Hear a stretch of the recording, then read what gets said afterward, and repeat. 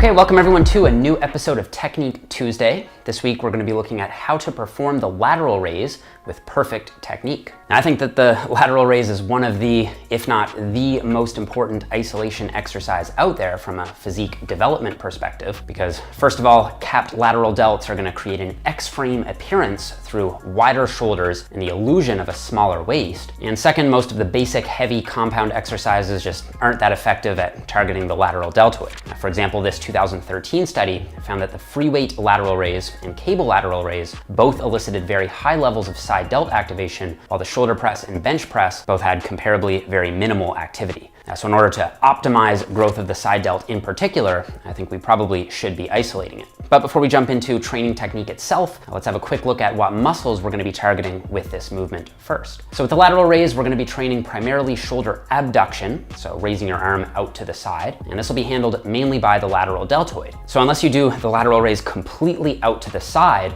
there will also be some degree of shoulder flexion occurring as the dumbbells come slightly forward, which means the front delts will be active to a degree. And the scapular upward rotation component will be handled by the upper traps, although as we'll see, we can help take the traps out of the movement with proper cueing. Now, before we get into the basic dumbbell lateral raise, I just want to say up front that my personal favorite variation is the Egyptian cable lateral raise, where you pass the cable between your legs and lean into the direction of the raise. Now, leaning away is based on some data from McMahon et al., showing that the middle deltoid is more important near the end range of motion, whereas the supraspinatus of the rotator cuff is more involved near the beginning. And passing the cable between your legs just allows for a more comfortable position where you don't need to worry about the cable hitting your body on the way up. There will also be more consistent tension with the cable than with the dumbbell, since the dumbbell moves in a circular resistance path, meaning it'll reach peak tension at the top with minimal tension at the bottom. However, it isn't perfectly clear what the implications are of this for hypertrophy,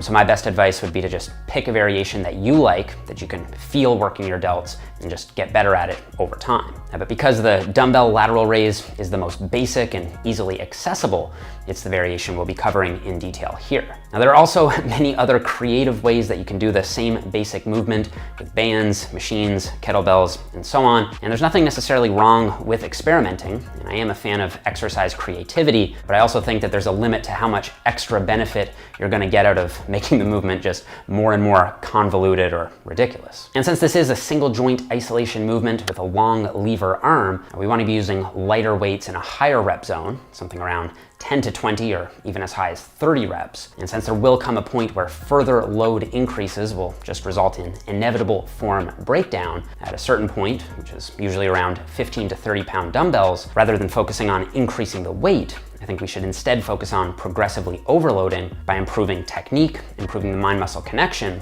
or improving the pump. And one of the immediate goals with the lateral raise is to reduce momentum as much as possible, especially while you're still perfecting proper form.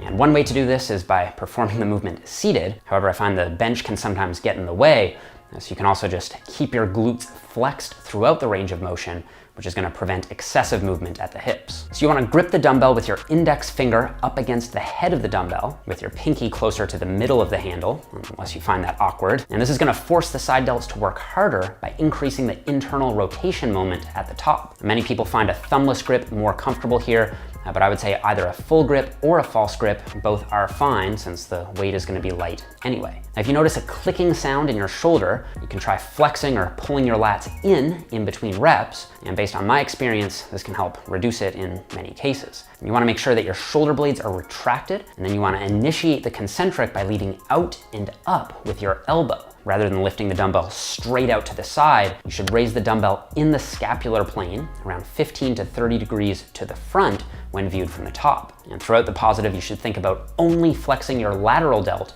to move the weight, while keeping your forearms and upper arm soft. And there are a few cues that I personally find helpful for engaging the lateral head. First, I often think about pulling the distal or outer aspect of the delt toward the medial or inner aspect throughout the positive. I also think about sweeping the weight out rather than just lifting the weight up, where sweeping out is going to help get the side delts more involved over the traps, which get more involved as you sort of shrug the weight up. And once I clear the first half of the positive, I'll slightly internally rotate by raising my pinky slightly higher than my thumb, which might shift emphasis away from the front delt and onto the side delt. However, research has suggested that this cue may present an increased impingement risk, so you'll want to use it at your own discretion. And if you do use it, just make sure that your shoulder blades are retracted, you're lifting in the scapular plane and ending the range of motion once your elbow reaches shoulder height. And actually, just before recording the video here, I was speaking with Greg Nuckols of the Mass Research Review panel, and he suggested that because the fibers of the lateral delt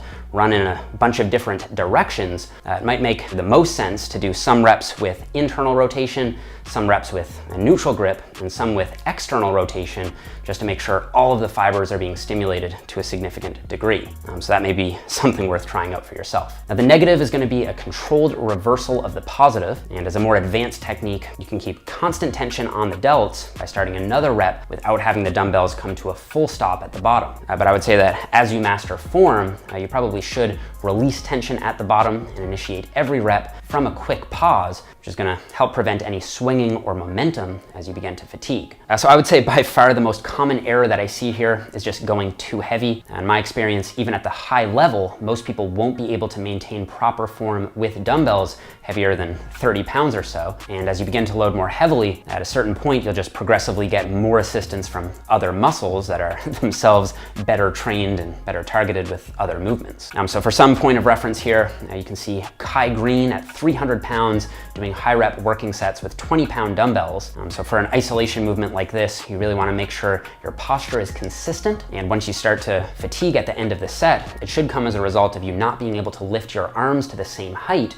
with everything else being held in the same position. Now, I'm not against controlled cheating as an advanced technique, but I do think that it should be used as an advanced intensity technique, which is something that I'm going to be covering in a separate advanced technique series after Technique Tuesday finishes up sometime around summer. Now, another common error that I see here all the time is to essentially turn the lateral raise into a front raise, but you want to remember that the scapular plane is only about 15 to 30 degrees forward from perpendicular, so you shouldn't be lifting the dumbbells excessively out in front, which is going to defeat the whole purpose of the exercise, as it just further emphasizes the front delt, which is already going to be hit to a very large degree from any bench pressing or overhead pressing in your program. Now, when it comes to alternatives, apart from variations that use, say, cables, bands, or machines, I actually personally don't think there is much of a replacement for the lateral raise. Now, when performed properly, an upright row can hit the lateral delts quite well. However, as a compound movement, it is going to get the traps more heavily involved, and we're going to be covering that in detail in a future Technique Tuesday episode. So that's all that I have, guys, for the lateral raise. If you enjoyed the video, please leave me a thumbs up. Don't forget to subscribe so that you don't miss future Technique Tuesday episodes, and I'll see you guys all here in the next one for the hip thrust.